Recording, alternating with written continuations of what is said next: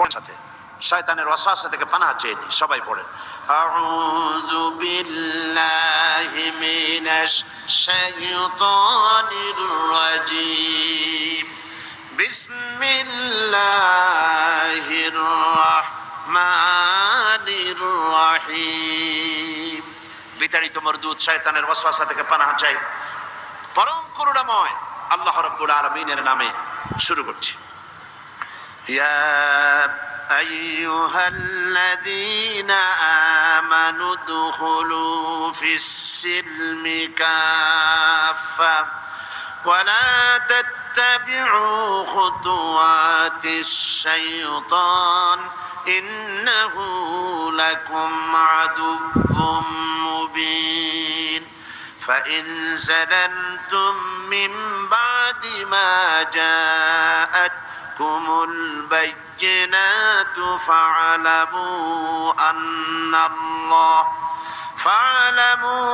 أن الله عزيز حكيم।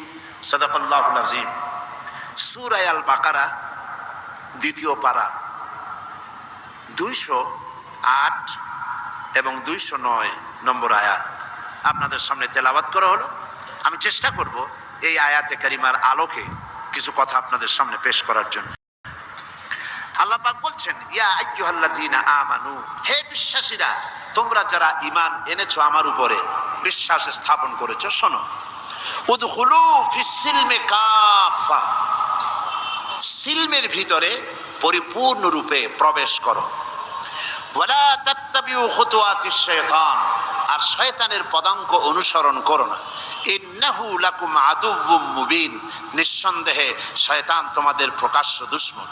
Fine সালালতুম মিন বা'দি মা জাআতকুমুল বাইয়িনাত, তোমাদের কাছে যে সুস্পষ্ট ও ব্যর্থহীন আয়াত এসেছে, এটা লাভ করার পরেও যদি তোমাদের পদস্খলন ঘটে, তাহলে ভালোভাবে জেনে রেখো আল্লাহ রাব্বুল আলামিন মহাপ্রজ্ঞাশীল এবং তিনি মহাজ্ঞানী, মহাপরাক্রমশালী।